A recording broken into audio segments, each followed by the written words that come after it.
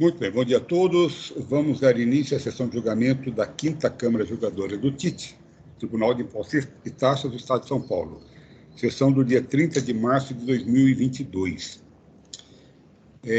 Vamos iniciar com a análise do processo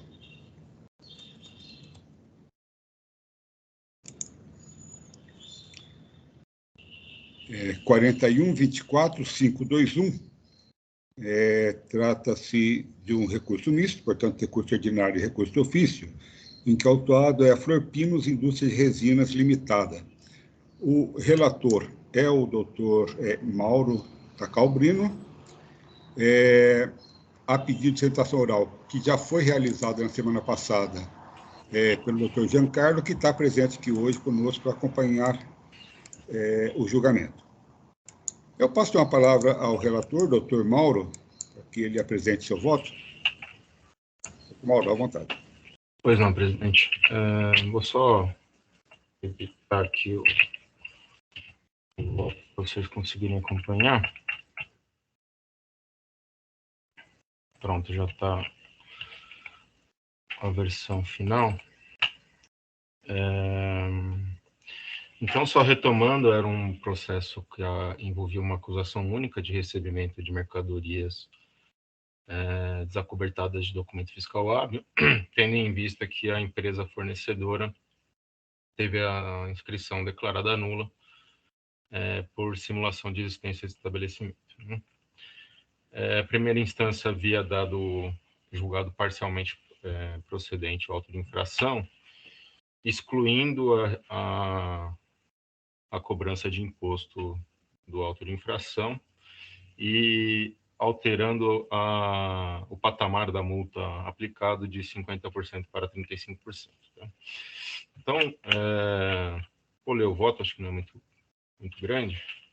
Trata-se de auto de infração que aponta a conduta de recebimento de mercadorias goma resina Elliott, que de forma incontroversa seria o produto goma resina Pinos, da empresa Madeira Sul Brasil Limitada, que teve a sua inscrição considerada nula por simulação de existência de estabelecimento.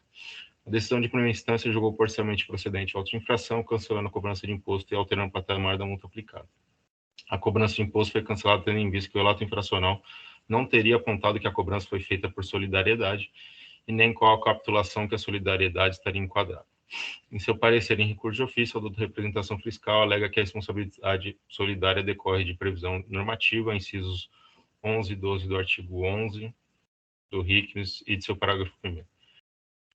Ainda aponta que o artigo 85, parágrafo 1º da Lei 6374, aponta que a aplicação da penalidade deve ser acompanhada da cobrança do respectivo imposto. Por um lado, concordo com a da outra representação fiscal, que aponta que a solidariedade está prevista em lei para a presente situação e que o artigo 85, parágrafo 1º, enseja a cobrança de imposto além da multa. Nada obstante, a capitulação poderia ser corrigida ou acrescentada se fosse apenas essa falha do AIM.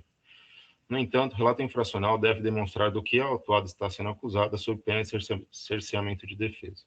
Da leitura do relato infracional e de seu relato circunstanciado, não se aponta em nenhum momento que a cobrança do imposto se dá por solidariedade. Em verdade, a fiscalização aponta que o motivo para a cobrança do imposto se daria em razão do artigo 36, inciso 1, a linha B do RICMES, que aponta que o local da operação é onde se encontram as mercadorias e, em caso de falta de documentos fiscais hábeis. No entanto, tal situação não se enquadra no presente caso, uma vez que a autuação se deu anos após as operações, sendo inaplicável a situação de onde se encontram as mercadorias. A fiscalização também concluiu que o diferimento seria um benefício fiscal e que deixou de ser usufruído tendo em vista a inaptidão dos documentos fiscais, dando a impressão de que o imposto está sendo cobrado diretamente, e não por solidariedade. Além de não concordar com tal conclusão, verifica-se que o relato fiscal não demonstra claramente se o imposto está sendo cobrado por responsabilidade solidária ou por responsabilidade direta. Ainda, entenda que tal erro ou omissão poderia ser objeto de correção por termo de retificação e ratificação, nos termos do artigo 14 da Lei 13.457. No entanto, verifique que as operações presentes AIM ocorreram em 2014, que inviabilizaria novo lançamento em face de evidente decadência. Assim, com relação à cobrança de imposto, concordo com a decisão de primeira instância, devendo esta ser cancelada. Quanto ao patamar da multa aplicada, a fiscalização apontou o artigo 85, inciso 3, a linha A, como capitulação. Eu transcrevo o trecho.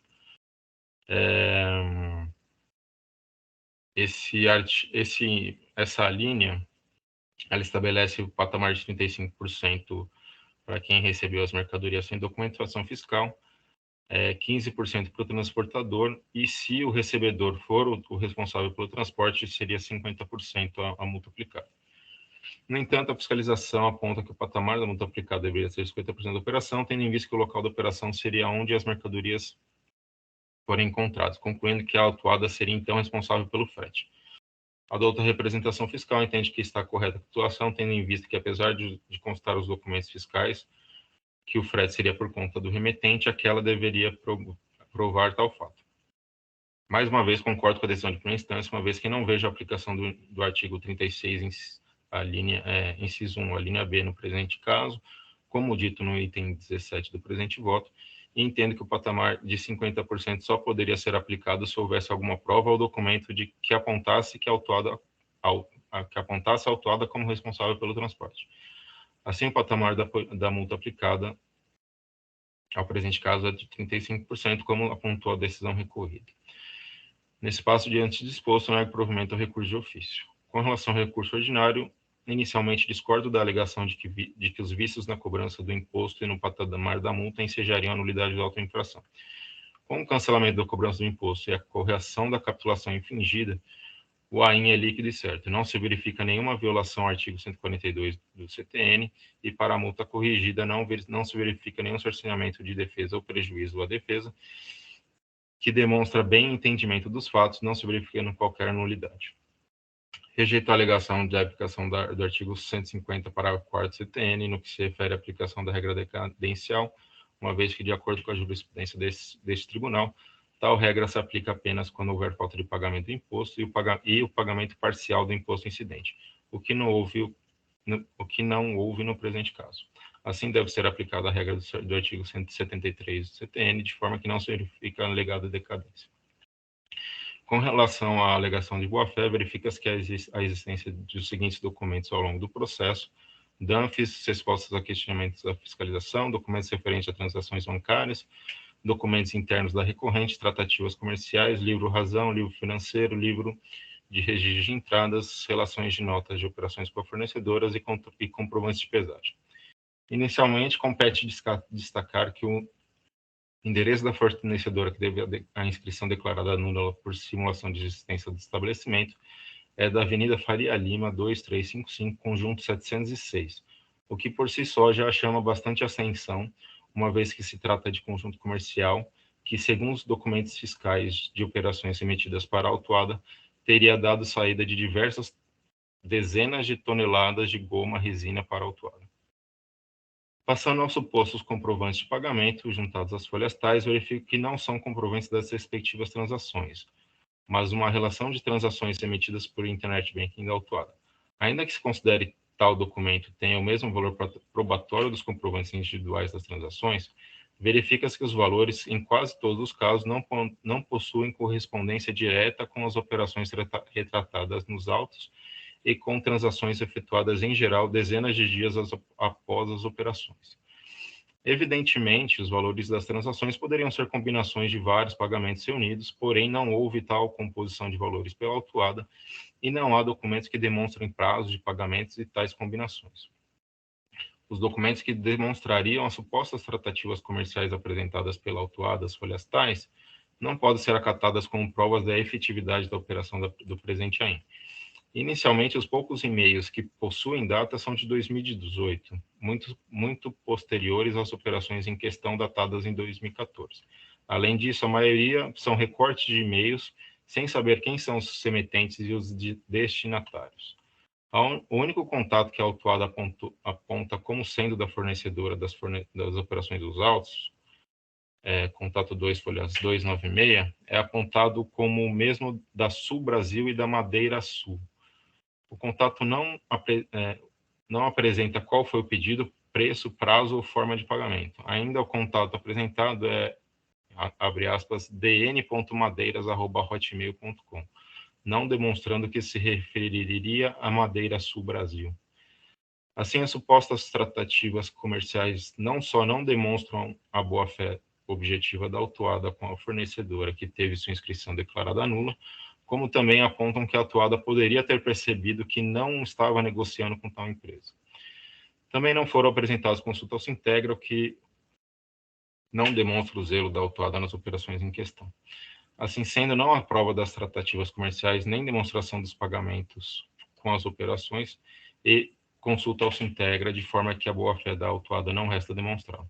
Por fim, rejeito a alegação de que a multa de 35% aplicada pela decisão recorrida violaria os princípios da proporcionalidade e razoabilidade, uma vez que se trata de multa prevista na Lei 6374, lei válida vigente e eficaz, e não compete a esse tribunal, nos termos do artigo 28 da Lei 13.457, afastar sua aplicação. Assim sendo, nego provimento aos recursos de ofício e ordinário. É como voto, presidente. Obrigado, doutor Mauro. O processo tem discussão? Senhor presidente, eu só gostaria de fazer um comentário. Eu já peguei vários casos desse tipo aí, em que o imposto é recebimento de mercadoria desacompanhado de nota fiscal e o imposto está sendo cobrado por solidariedade. Já fiz várias vistas no sentido de argumentar que ainda que não estivesse explícito na acusação que a cobrança do imposto está se dando por solidariedade, que o parágrafo 1º do artigo 85 autorizaria essa cobrança do imposto. E confesso aos senhores que todas as vistas eu perdi. Então, também tenho conhecimento de que a remansosa jurisprudência é no sentido de que realmente, se não estiver acusado por solidariedade, o imposto cai. Então, nesse ponto, eu vou ser obrigado a concordar com o doutor Mauro. E com relação ao transporte, realmente, se na nota fiscal está sendo indicado que o transporte é por conta do emitente, e a fiscalização acusa, com a multa de 50%, de que ela, a autuada, fez o transporte, ela deveria trazer uma prova. Não fez essa prova, realmente não tem como sustentar. Então, estamos de acordo aí com o voto do relator. Obrigado, senhor presidente. Presidente, só vou fazer um esclarecimento para não parecer contraditório. Eu concordo com o doutor Pedro que a acusação de recebimentos, eu já votei assim, que quando tem a acusação de recebimento e não tem a capitulação da solidariedade, eu entendo que a capitulação, sim, está descrita pela própria lei, então poderia ser, isso não ensejaria o cancelamento do auto. É que aqui nesse caso, eu entendo, se eu for ler o auto de infração, eu entendo que a responsabilidade que está sendo apontada é direta, não é nem por solidariedade. Então, por isso eu acho que há nulidade, sim, no auto de infração com relação à cobrança do imposto. Só isso, presidente. Excelente esclarecimento. Obrigado, doutor Pedro, pela manifestação também. Mais alguém gostaria de se manifestar? Se não, eu peço aos senhores, então, que confirmem a presença.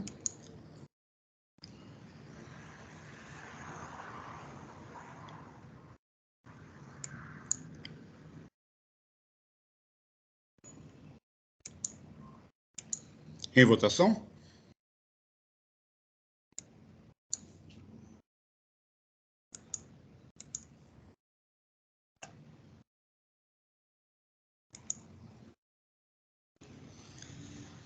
Muito bem, então, por unanimidade, foi negado o provimento tanto ao recurso ordinário quanto ao recurso de ofício, no processo da Florpinos. Peraí que travou aqui. Florpinos Indústria de Resinas Limitada. Agradeço ao doutor Jean, que esteve conosco aqui, acompanhando, fazendo sustentação na semana passada e hoje acompanhando o julgamento.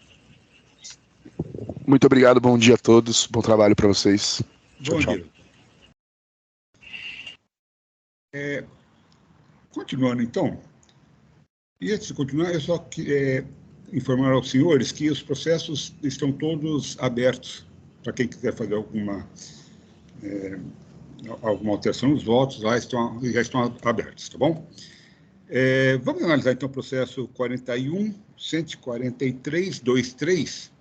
Trata-se de um recurso ordinário interposto pela Clodando Brasil Eireli. Eu sou o relator desse processo.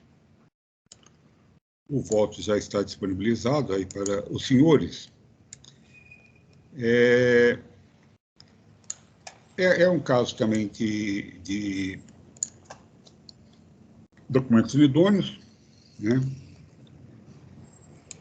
E eu não vou ler o voto, ele é um pouco extenso, até porque a matéria é bastante conhecida, né? Então, só vou apontar os pontos essenciais aqui, até porque os senhores já tiveram acesso ao meu voto.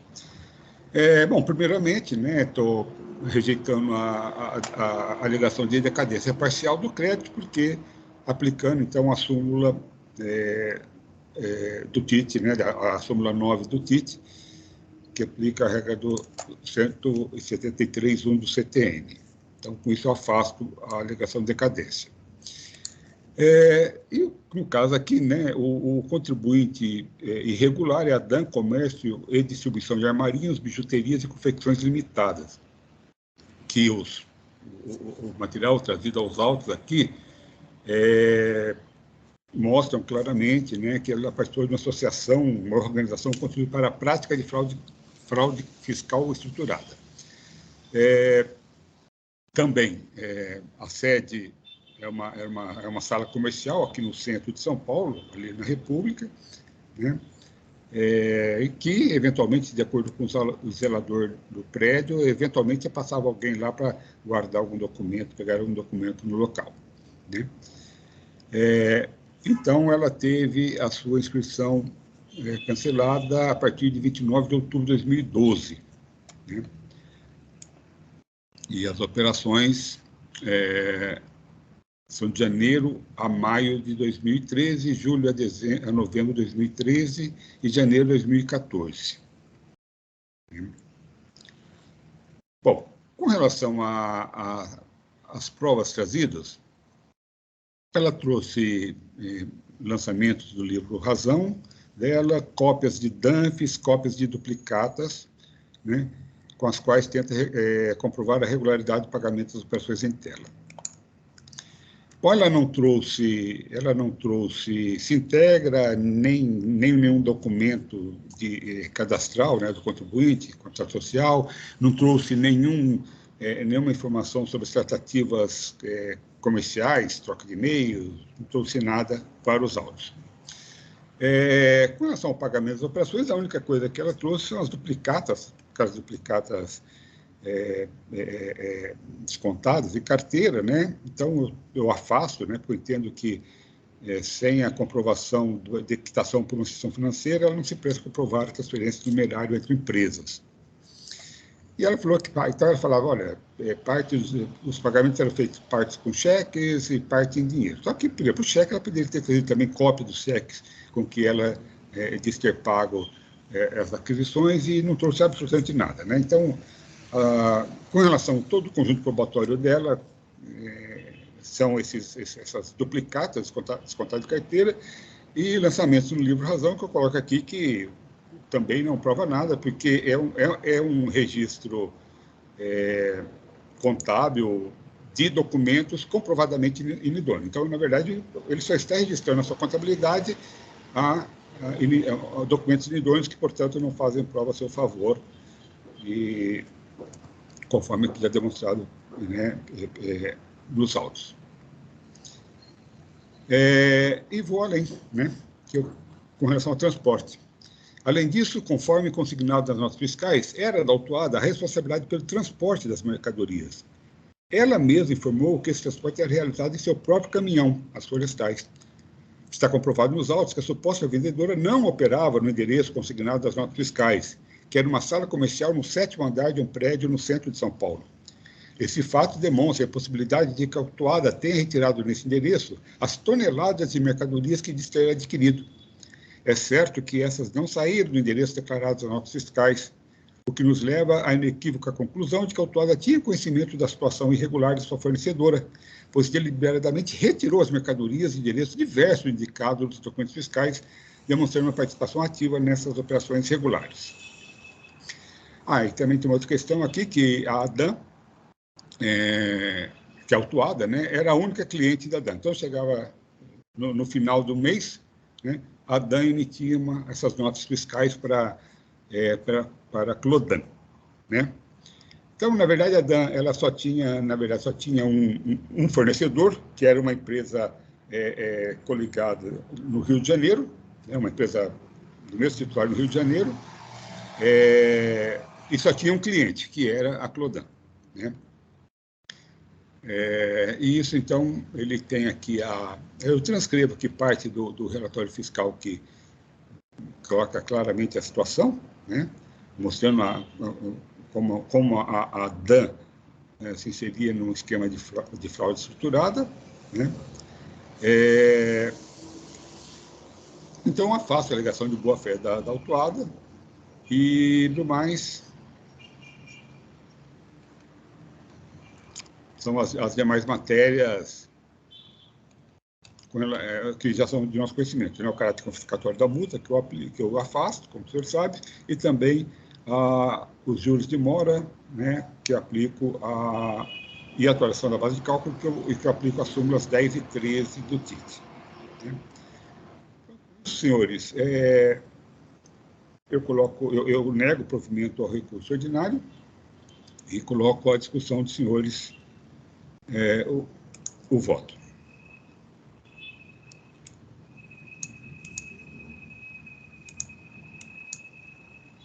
Estamos de acordo, senhor presidente. Muito bem. Então, não havendo outras manifestações, eu peço aos senhores que confirmem a presença.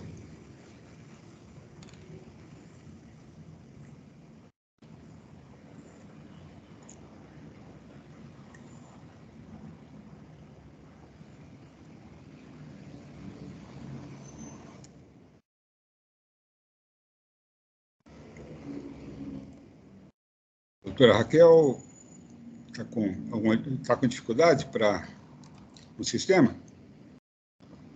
Sem problema, pode ir. Ok. Já. Em votação.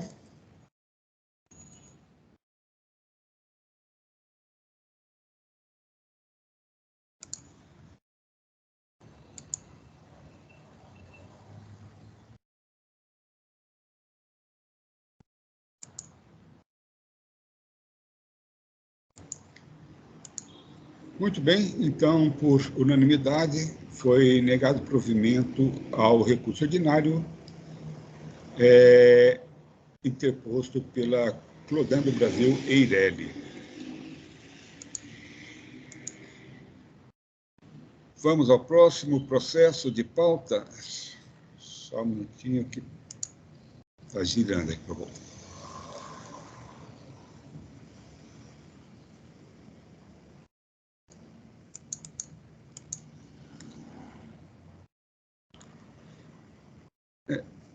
Bom, vamos analisar o processo 40.62230. Também é um recurso ordinário, interposto pela Campo Verde Indústria e Comércio Limitada, EPP. A relatora é a doutora Raquel Arumi Ivasi, e a pedido de sustentação oral, pergunto se o contribuinte está presente para realizá-la. Não está presente. Eu passo a palavra à doutora Raquel para que ela apresente seu voto. Doutora Raquel, fique à vontade. Obrigada, presidente. Este caso, ele contém duas acusações fiscais de não cumprimento de obrigações acessórias. A primeira delas diz respeito à não escrituração, a não adoção, né, da escrituração fiscal digital nos períodos de janeiro de 2013 a maio de 2015. A segunda infração é a não entrega de GIAs no período de julho de 2014 a maio de 2015. O contribuinte apresentou defesa reconheceu que as infrações de fato aconteceram, mas sustenta que não houve prejuízo ao erário. Ele alega que o prazo concedido pelo agente fiscal não foi o suficiente para que ele pudesse ter apresentado os documentos solicitados. E ele requereu também a aplicação do artigo 10 da portaria 115 de 2014, e que também fosse aplicado o artigo 527-A do regulamento para fins de relevação ou redução da multa. A douta DTJ não acolheu os argumentos do recorrente e julgou procedente o lançamento. Por conta disso, o recorrente interpôs recurso ordinário, reiterando os seus argumentos apresentados na impugnação e reconhecendo uma vez mais que as acusações fiscais de fato ocorreram, né? Ele requereu a concessão de prazo para que pudesse regularizar as situações, justificou que os equívocos ocorreram em razão da conduta do contador da empresa e alegou que a empresa passava por dificuldades financeiras, tá certo? Eu vou fazer aqui um ajuste no meu voto depois, presidente. Na sequência, eu vou pedir aqui um ajuste, porque eu constou aqui no meu relatório que ele requeriu a aplicação do artigo 527-A do RICMES, mas aqui é um equívoco, porque não houve esse pleito, tá certo? A representação fiscal apresentou contra-razões ao recurso, pugnando pelo não provimento do apelo. Houve um primeiro julgamento do recurso ordinário, em 2016, pela Colenda Nona Câmara Julgadora, que, à unanimidade, acolheu os argumentos do recorrente e deu parcial provimento ao recurso, tendo reduzido a multa com base no artigo 527-A do regulamento. A douta representação fiscal interpôs recurso especial, alegando a existência de divergência jurisprudencial e a nulidade do acordo recorrido, dado que a sua fundamentação estaria baseada no artigo 527-A do regulamento, cuja aplicação não teria sido requerida pela parte, e que, portanto, o acórdão proferido pela nona Câmara Julgadora seria extra petita. A Colenda Câmara Superior conheceu e deu provimento ao recurso especial fazendário e anulou o acórdão anteriormente proferido, bem como determinou a redistribuição do recurso ordinário para novo julgamento, e assim o recurso foi redistribuído à minha relatoria, tá certo? Esse é, em síntese, o relatório. Vou ao voto agora. O recurso ordinário preenche os requisitos de admissibilidade, por isso dele tomo conhecimento. Tanto na impugnação quanto nas razões do recurso ordinário, o recorrente reconheceu que as acusações fiscais de fato ocorreram. Nos termos do artigo 250-A do regulamento da portaria CAT 147 de 2009, desde janeiro de 2013, o recorrente esteve obrigado a entregar a escrituração fiscal digital, mas não o fez em determinado período. Assim, nada justifica o não cumprimento das obrigações correspondentes desde janeiro de 2013 a maio de 2015, e o mesmo pode ser dito em relação à acusação de não entrega das guias referentes às competências de julho de 2014 a maio de 2015. Por assim dizer, uma vez confirmada a ocorrência das acusações fiscais, e estando as penalidades aplicadas devidamente previstas na legislação, a alternativa não resta senão manter o lançamento tal como lavrado. Diante do exposto, conheço do presente recurso para, no mérito, negar-lhe provimento. Este é meu voto, presidente. Obrigado, doutora Raquel. O processo está em discussão.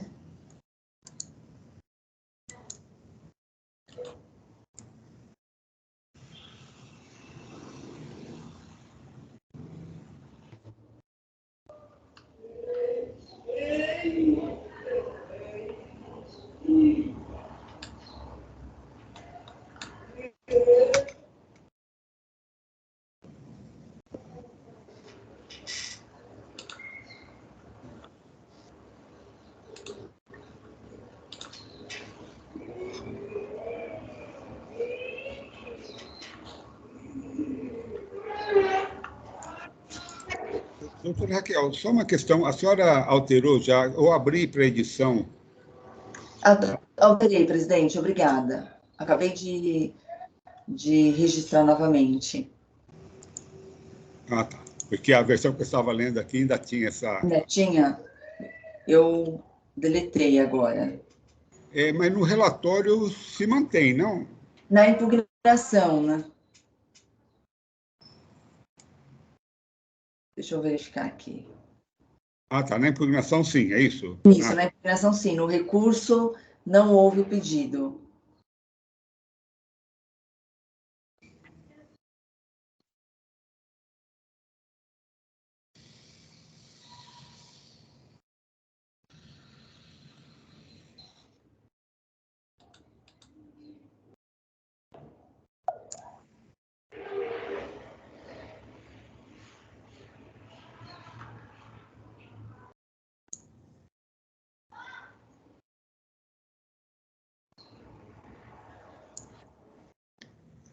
Só um minutinho, por favor, que eu estou só olhando uma questão aqui.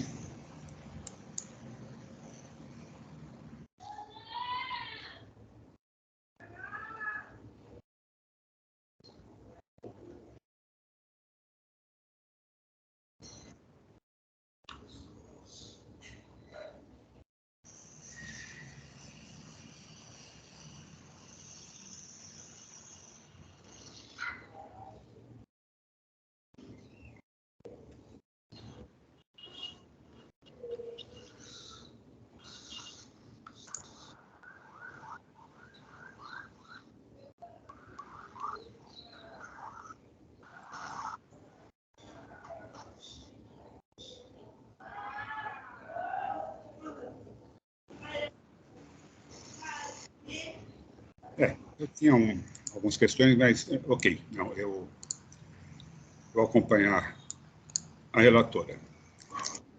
Alguém, mais alguma manifestação? Peço aos senhores, então, que confirmem a presença.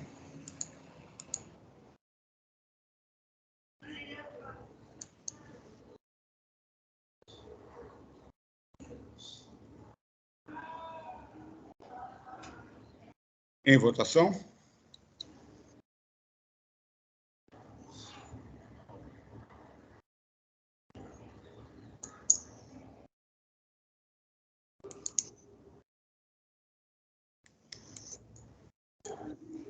Muito bem, então, por unanimidade, foi negado provimento ao recurso ordinário interposto pela Campo Verde Indústria e Comércio Limitada, EPP. Passamos, então, ao último processo da pauta, que é o processo 41.16230. Trata-se de um recurso ordinário interposto pela Cooper Global, Cooperativa dos Produtores de Algodão. O relator é o doutor Valderize Fernandes Teles. A pedido de sustentação oral, pergunto se a autuada está presente para realizar a sustentação oral. Não está presente, registrada a ausência. Passo para, então, ao doutor Valderize para a apresentação do voto. Doutor Valderize. Bom dia novamente, presidente, a todos os colegas de turma, a representação fiscal, doutor Pedro. O presente caso, presidente, em que pese existir uma quantidade significativa de itens infracionais, são 8, facilmente pode ser compreendida com a divisão de duas classes. Um primeiro item referente à situação do creditamento indevido, gerando, então, assim, infrações relativas ao crédito do imposto. E um segundo item referente a infrações relativas à documentação fiscal, nesse caso, na recepção de mercadoria sem documentação hábil. Todos os itens envolvem aqui situações de declaração de documento inidôneo em virtude de PCN, processo administrativo de constatação de nulidade de inscrição que foi inserido, em relação a 4 contribuintes.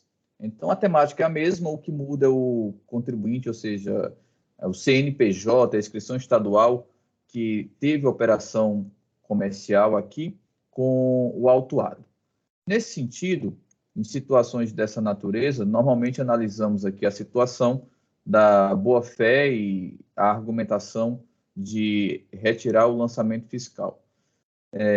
Pontuo já que a recorrente apresentou defesa administrativa, e tanto na impugnação como no recurso ordinário, versando sobre os mesmos pontos, que à época as operações tratavam de notas fiscais eletrônicas hábeis, foram validadas pelo fisco, as informações foram transmitidas mediante SPED, e que ainda haveria um bis in idem em relação aos itens 5 a 8, uma vez que seriam as mesmas operações relativas aos itens 1 a 5.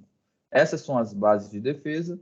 Passaremos agora a analisá-las de maneira mais detalhada.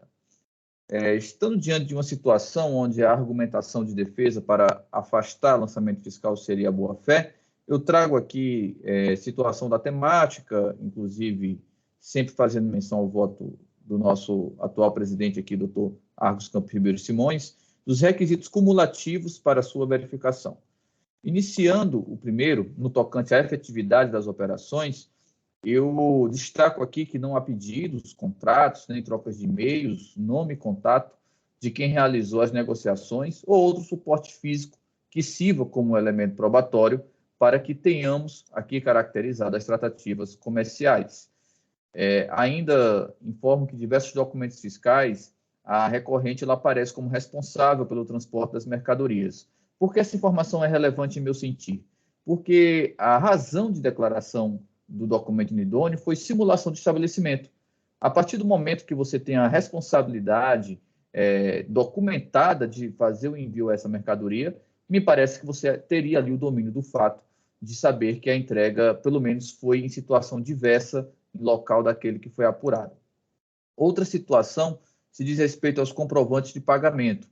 Em âmbito de fiscalização, houve aqui a junção de algumas duplicatas que foram apresentadas.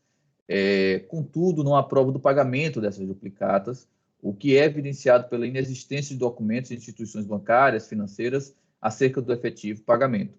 Não que se negue aqui a possibilidade de haver duplicata, mas é necessário que ela venha com seu respectivo documento que comprove a efetivação da saída financeira, o que no presente caso não ocorre. Por fim, temos ainda a situação da nota fiscal eletrônica. De fato, eu parto dessa premissa que, havendo a nota fiscal eletrônica, existiria ali um quanto já de atendimento, mas estamos diante de uma situação em que não há tratativa comercial, em que não há comprovante de pagamento e que haveria ainda uma responsabilidade de entrega pelo próprio autuado em local de estabelecimento que foi comprovadamente considerado como simulação. Então, nesse sentido, fica claro que os itens de 1 a 4 devem permanecer.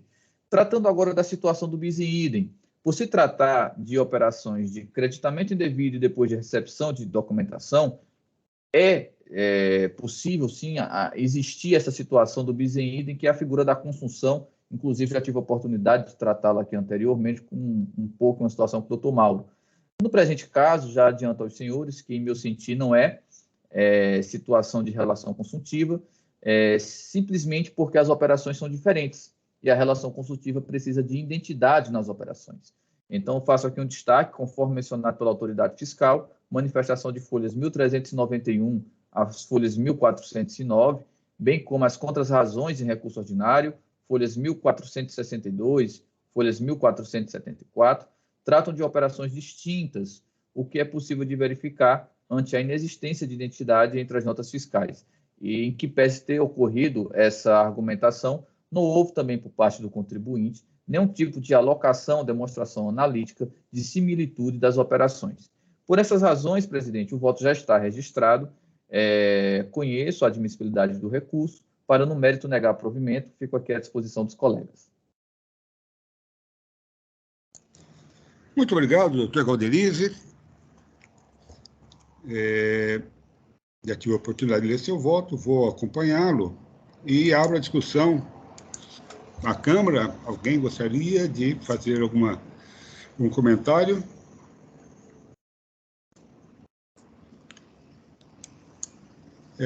Se não, eu peço então aos senhores que confirmem a presença.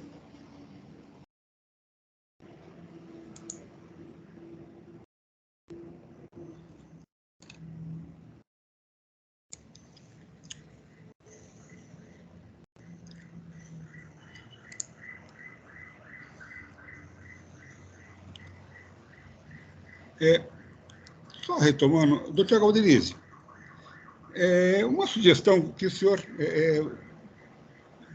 colocou a ementa abaixo, né, no campo. O senhor se importaria de reeditar o... Eu reabriria aqui o debate, peraí. De forma alguma, presidente. Cancelando a verificação de quórum. Reabrir debates.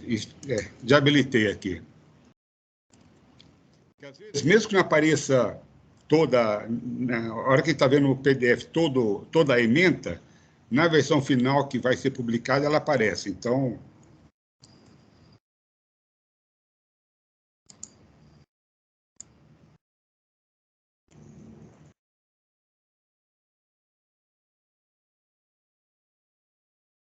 Acredito que já modifiquei, presidente. perfeito. Perfeito.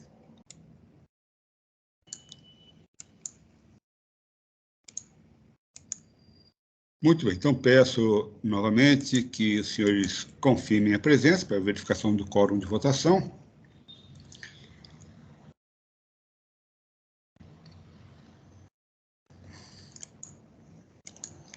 Em votação.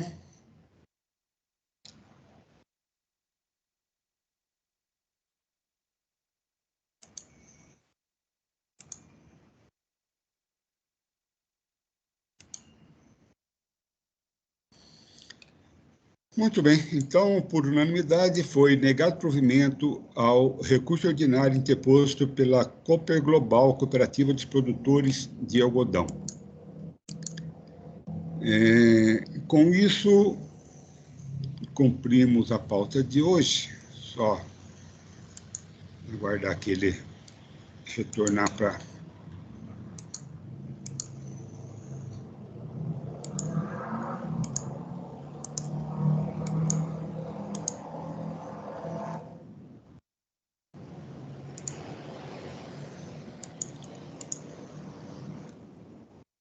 Bom,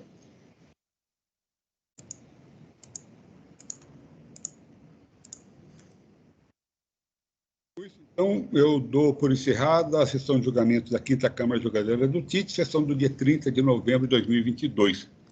Pedir, então, ao Oswaldo que interrompesse a gravação da sessão.